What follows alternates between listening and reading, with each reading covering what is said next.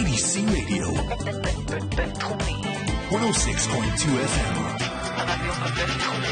IDC Radio, in collaboration with Kol Israel.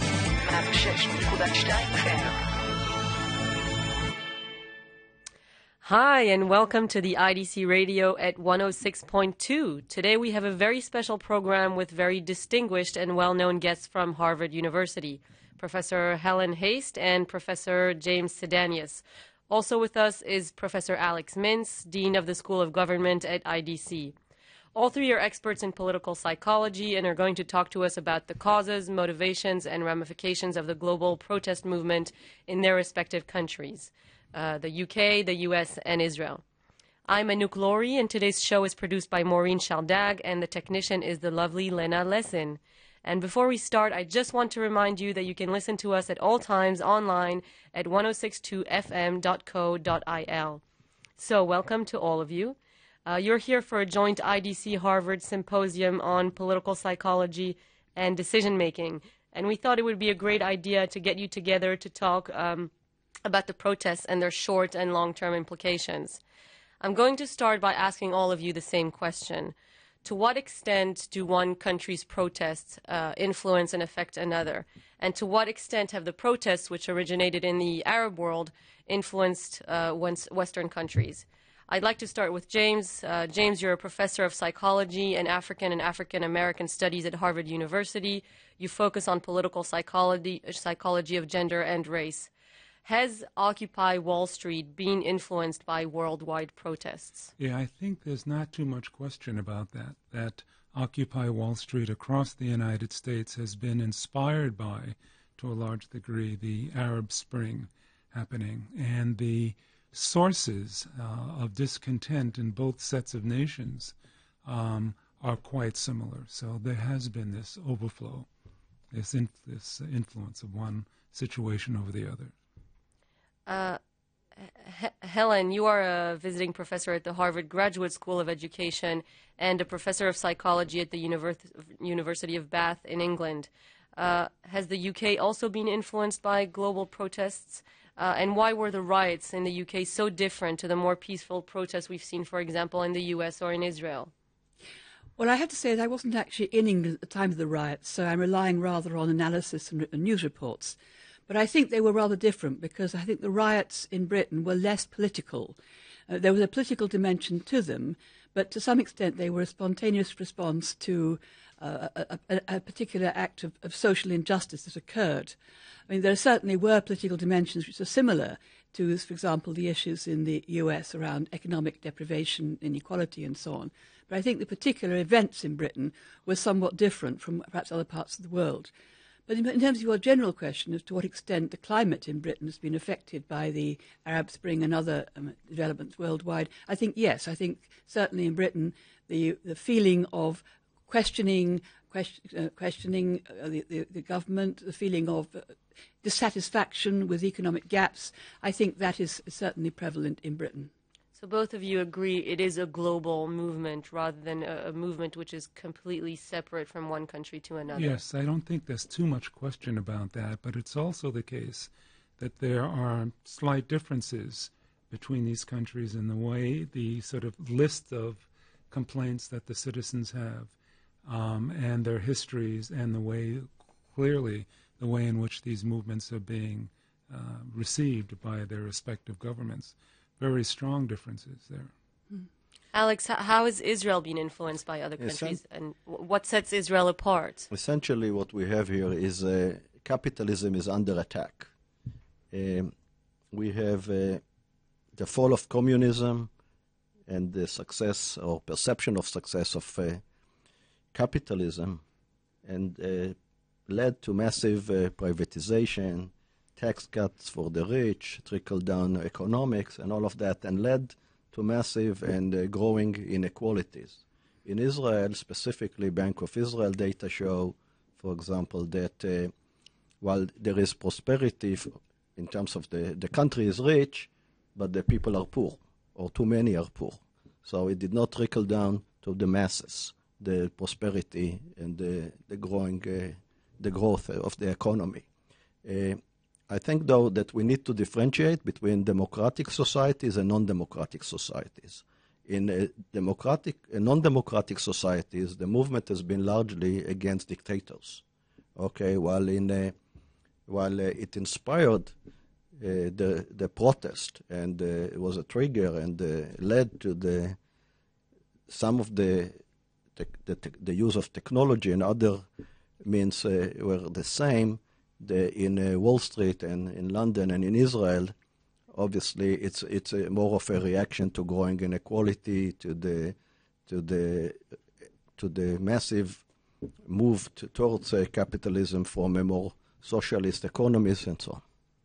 James, how have minorities been represented in these protests, particularly in Occupy Wall Street? Well, there has been a strange underrepresentation of the two major minority groups in the United States in these protests. Latino Americans and African Americans have not been represented very strongly in these protests, as opposed to the riots in England, where minority groups were very, very present and in the forefront in some instance of these protests. And why that is something which is still under debate, why minorities in the United States are not taking a more active role in the protests. Because as we see it, the primary cause of these protests and demonstrations is the perception of increasing injustice and inequality and non-responsiveness and alienation that people are feeling. And that is spurred on and perhaps primarily driven by the increasing gap in wealth between the wealthy in the United States and the middle class, which has actually been losing ground over the last 35 to 40 years. This is not something which is recent, but it's been building up very slowly over the decades and has finally broken out. Do you have any preliminary assessment or opinion about why the minorities have not been there? Because you would think this would be their cause. In terms of African American participation or lack thereof, I think perhaps one of the reasons for this lack of participation on their part is not wanting to sabotage Obama's presidency any more than it already is being sabotaged. He's being attacked quite ferociously from the right for being a socialist and a Muslim and the killer of Christ and everything else one can think of. And so for African Americans to get involved in this protest might be seen as a sign of disloyalty to the first black president in American history. So that is one possibility. Why the Latino Americans are not more involved is sort of consistent with the fact that Latino Americans do tend to always, in most the kinds of political activities, be underrepresented in the country. So I think that's what's going on. Helen, do you think the role of social networks, you wrote a little bit about the role of technology in these protests, but do you think that the role of the social networks has been as important as people make it out to be, or would this whole global protest movement have happened without the social networks, without Facebook or Twitter? I think the events would have happened without the technology. They might have happened more slowly. I think the important thing about new technology is that it's a necessary but not sufficient condition. I think what's happened is that new technology has made everybody feel that they are empowered as citizens to make communication with the wider world and even with government. It may be an illusion, but it's a very important psychological state to feel that one actually can do something, one can make one's voice heard.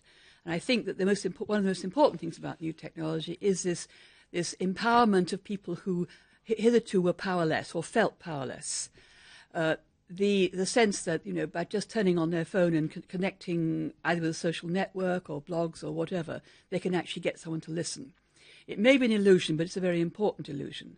However, there's also, in terms of the actual effectiveness, obviously, if you're using social networks, broadly defined, to communicate with other people, to organize something, then you can be very efficient indeed. And we've seen that for the last decade, if not longer, that social protest movements have been very, very rapidly mobilized through the new technology. And, of course, they were important in the Obama election campaign as well. So I think it's two things. One is that genuinely the power is there to make things happen fast. And secondly, people feel empowered to have a voice, even if it's illusory, they didn't have before. So in that sense, it's democratizing. I think that we need to take account of this when we're looking at the extent of possibility of social organization for positive and negative causes, of course. One of the consequences of the new technology could be mass populism of a very unpleasant sort, as well as the striving for social justice that we also see. I think we need to bear this in mind and be very careful about it. So Facebook isn't always necessarily a good tool. As we saw in the riots in London, it was utilized for a negative person. What about in Israel, for example? Well, first of all, let's not underestimate the role of the traditional media as well. On top of the social media networks, the media in Israel and elsewhere stood by and promoted and supported to a large extent the new agenda. We are bored with the old stories. This is something new. Young people are involved, masses, hundreds of thousands of demonstrators in Israel, and obviously millions abroad. The media stood by and promoted it, the traditional media as well. But I think there are four factors that have contributed to it globally. First of all, the global financial crisis or collapse even, and the fact that there is no positive horizon. So this is one thing. The second is the rising inequality and unemployment, which is really a result of these trends. One major factor, which is very important in Israel, is that there is no major security threat right now. There is no war, there is no terrorism campaign, suicide terrorism campaign, and so on. So there is something new to be on the agenda, the social demands. And also the fourth and last one is the technology, the availability of these social networks, and together with the traditional media. Alex, you're the director of the program in political marketing in IDC. What are the potential ramifications of the protests on the political system and on the way politicians will behave in the future? Good point, good question. What we have really is that all elections are run on issues, on main and key issues. Typically in Israel it's one or two issues: the peace process, dividing Jerusalem, not dividing Jerusalem, the territories, and so on. Okay, right now there is a potential that there will be two issues: the security and the social movement or social issues. That's not new. It happened before with Begin, who was able to ride the trend and ride to his benefit. But if we are looking at three major parties, Labour, Kadima, and Likud, from the left to the right, we see that the big loser is obviously Kadima, because on both issues they are in the crossfire from the left, Sheli Yachimovich, and from the right, Netanyahu. So Netanyahu had just, I actually predicted before that this will help Netanyahu, and it did. And the reason is that he just had to say yes to some of most of the recommendations of the Trachtenberg report, because he is so much identified with this capitalism, right, economic policies, and so he can only gain from it. And Kadima is the big loser unless they will re-articulate and reframe the issues and maybe post something else as a key issue. It's called in political marketing priming. They need to really to introduce or to reframe an issue for the election. James, have you seen politicians behave differently as a result of this protest of the people? Yes, in the beginning, of course, the Occupy Wall Street movement was ridiculed and attacked by most politicians, especially on the right, and even by politicians on the left. But as the movement has gotten larger and larger and recruited larger numbers of people in the ranks, now that criticism of the movement is beginning to soften by both left-wing and right-wing politicians. So that, in that sense, it's made some progress.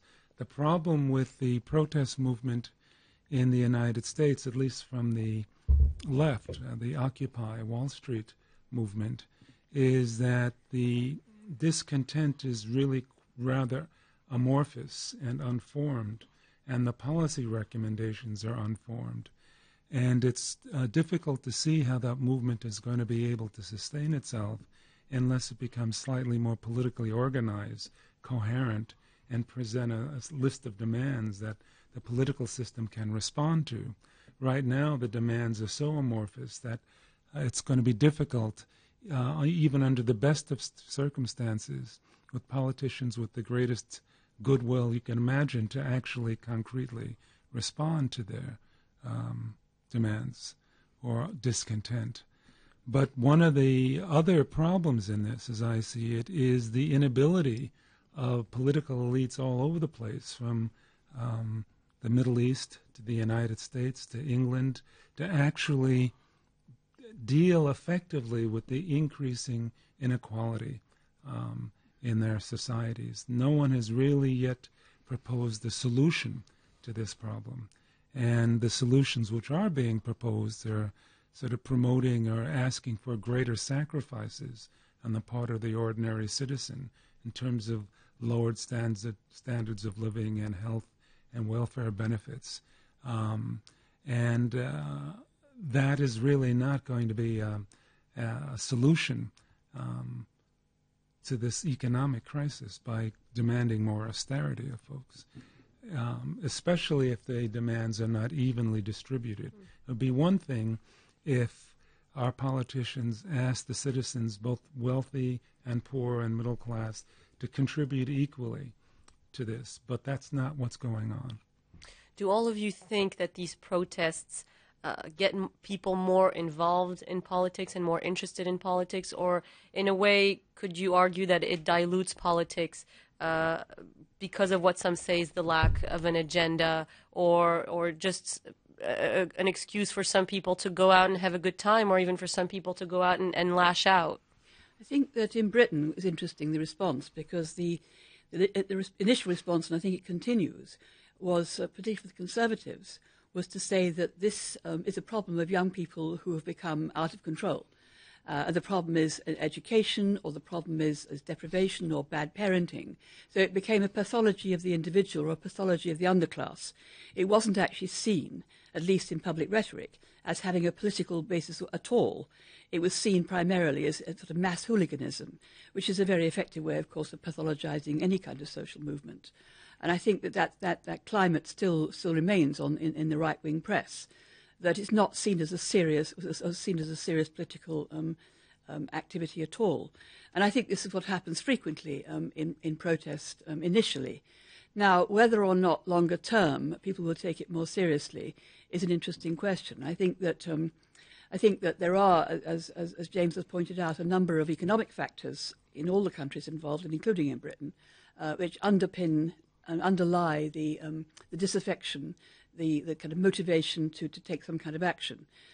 Now, I think that as long as governments recognise that there is some kind of valid basis to this, or at least a basis that might threaten their power, then they will take some notice of it in some form or other. Whether it'll have a long-term effect, I don't know.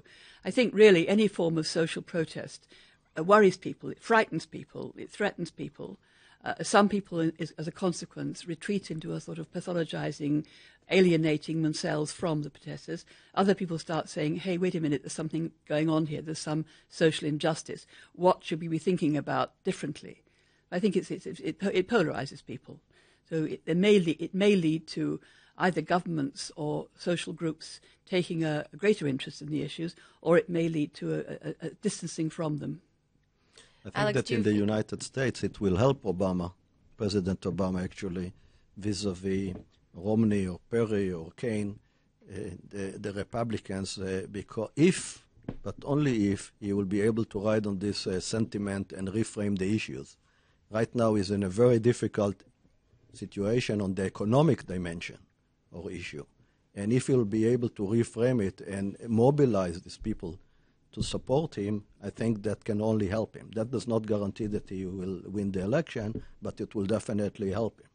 In Israel, do you feel when you talk to your students, when you talk to people in general, that people have started taking a more intense interest in politics? Or in Israel, has there been this sense that for many people it was just having a good time with hundreds of thousands of people chanting in the streets?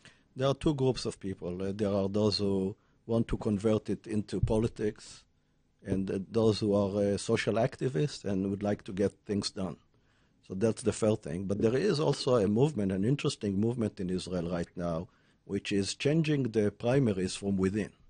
Okay, it turns out that most politicians in Israel, most Knesset members, and even later on cabinet ministers, are being appointed because they are doing well in the primaries, and the primaries are only a few thousand people or hundreds of thousand people. I think 200,000 people or 250 total participate in the primaries. And there is a movement of young people to actually not take over the primaries, but to be a major force, a dominant force in each of the three parties, major three-parties movement in the Labour, Kadima, and the Likud. And that's new. I have a final question, which is to the three of you. Have the protests in your country and in the world made you rethink in any way the field of political psychology, be it because of the scale of the protest, because of its participants, because of the use of social networks? And if it has, how is this so different to what has happened in the past? I think that for me, it was interesting to see protests coming back. I think we see waves of protests of different kinds. Historically, we had the 30s, we've had the 60s, we've had periods between the 60s and now. And then you have periods when there's almost no protest going on. So it's always very interesting and often surprising when it re-emerges. I was personally quite surprised when it all began to happen again, but I was not particularly surprised by the way it happened, because it seemed to follow patterns which we had seen in research and in observation before. One thing I would take note of, though, is that we have been focusing recently particularly on the more left-wing elements of the protests, the ones concerned with social justice. I think we must be very careful that in parallel, as we saw perhaps a couple of years ago, but we're seeing also now, there are quite a large number of right-wing, extreme right-wing protest movements emerging, particularly in Europe, which are utilising the social media just as much as the left are. So we must recognise that this is not necessarily a left-wing, justice-oriented social movement worldwide, perhaps in the way that the 60s was more. It's a general disaffection which is breeding a protest on both the left and the right. And it doesn't look particularly pleasant, and one isn't particularly optimistic that it may necessarily lead to a very positive outcome. But it's very interesting. To me and students in our MA program in Government Diplomacy and Strategy, which, by the way, come from 60 different countries, this is a fascinating phenomena. And not only on the political psychology, but also the political consequences and the political economy, how governments throughout the world respond to this, and obviously class relationship and the attitude towards minorities. All of this is entered into the equation.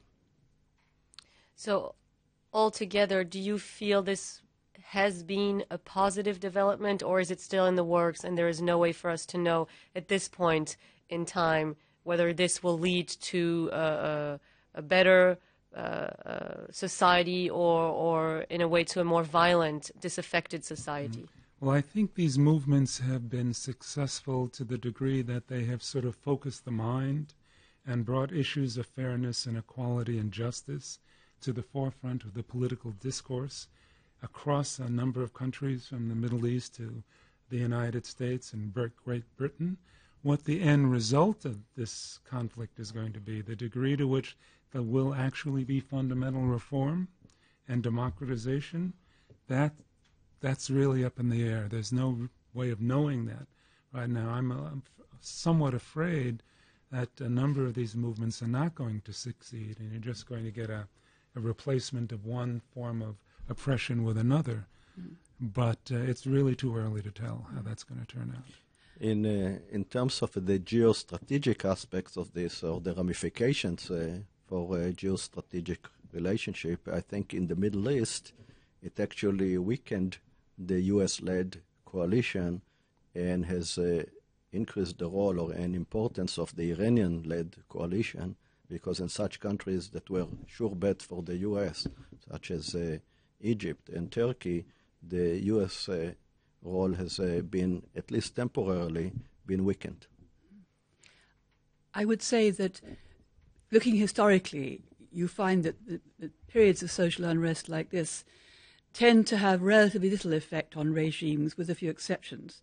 On the whole, regimes have a capacity to recover rather effectively, often in slightly different form. But what you often find is that quite large social and cultural changes take place. Sort of quite large areas of values change and become modified. If we, for example, compare how the world is viewed now compared to before the 60s, there isn't a huge difference perhaps in the regimes, particularly in the West, how they operate, how they function, who's in power, and so on. But there are massive differences in social attitudes between the 50s and today, which I think can be, at least in part, attributed to some of the 60s. All right. Thank you so much, Alex, James, and Helen, for joining this panel discussion. I hope you enjoy your time in Israel and at the symposium. Thanks to our listeners for tuning in, and keep listening to us on 106.2 FM or online at 1062fm.co.il. Hi, and welcome back to the IDC Radio at 106.2. I'm Anouk Lorie, and I'm here with another very distinguished guest who is attending the joint IDC Harvard Symposium on Political Psychology and Decision-Making. Ryan Enos is Assistant Professor of Government, Faculty Associate at the Institute of Quantitative Social Science, and a member of the Executive Committee for the Center for American Political Studies at Harvard University. Hi, Ryan. Hi, thank you for having me. I think what would be really interesting for our Israeli audience to know is how racial issues really have changed since Obama came to power. Sure. I think for many people at the beginning when Obama was voted in, everybody thought things were going to change, race boundaries were going to be shattered, and it was a new era for racial dimensions. Have things really changed, or has it not changed as much as people hoped? Right. I think the short answer is it hasn't changed as much as people hoped. There was, of course, a lot of excitement about Obama coming into office, and there's no doubt that it represented a new era in American politics, in the sense that even 20 years ago, this was unimaginable to think that an African-American man would be elected to the White House. But it also has had the effect of seeming to retrench attitudes that people already had. So it does appear that the best research we know about the election in 2008 was a lot of people voted against Obama because he was black. There seems to be good evidence for that. Otherwise, they might have voted for a white man that was running for the Democratic Party. But there were also people that got very excited about Obama because they knew they had an opportunity to vote for this historic vote. And in the time since the election, it seems that people that had attitudes that were already negative about Obama have just had those attitudes reaffirmed. They probably would not have liked a Democratic president anyway. And the fact that that is a Democratic president that's a black man, that's given them reason to think that all these policies that they didn't like in the first place were because they now have a black Democratic president. And in that sense, some of these attitudes where people that supported Obama maybe or even were favorable towards him because of what he represented, and people that were opposed to him have grown further apart. And we see some of this reflected in the fact that in the Congress in the United States has grown further apart, and voters seem to have grown further apart as well. In other countries, how do people abroad view Obama? Is it still the same as it would have been when he came to power, or is it like in the United States where things are not as people thought it was back then? Yeah, I think in general some of the allure of Obama has worn off. That may not be Obama's fault. It happens to everybody. There's a term that we use in political psychology where people say that voters, and this can mean anybody that's interested in politics, are myopic, meaning they're very short-sighted. And it seems to be that when Obama came into office, people were very excited because he represented something new in America. And it's fair to say in 2009, when he first entered office, that America's public image internationally had been very damaged. There's very good evidence for that, and we could see it. We just know that.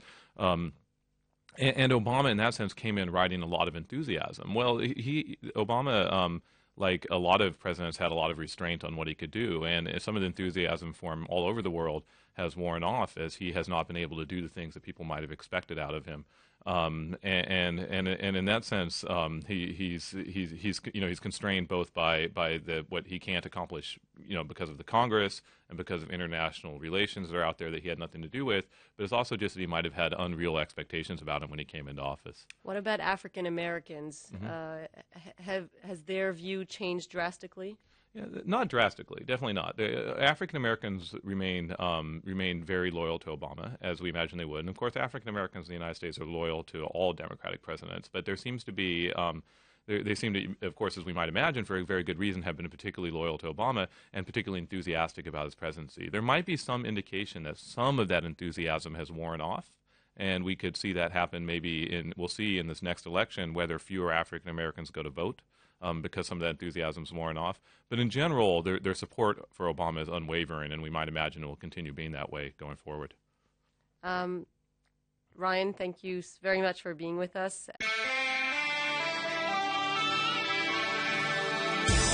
הרדיו הבינתחומי 106.2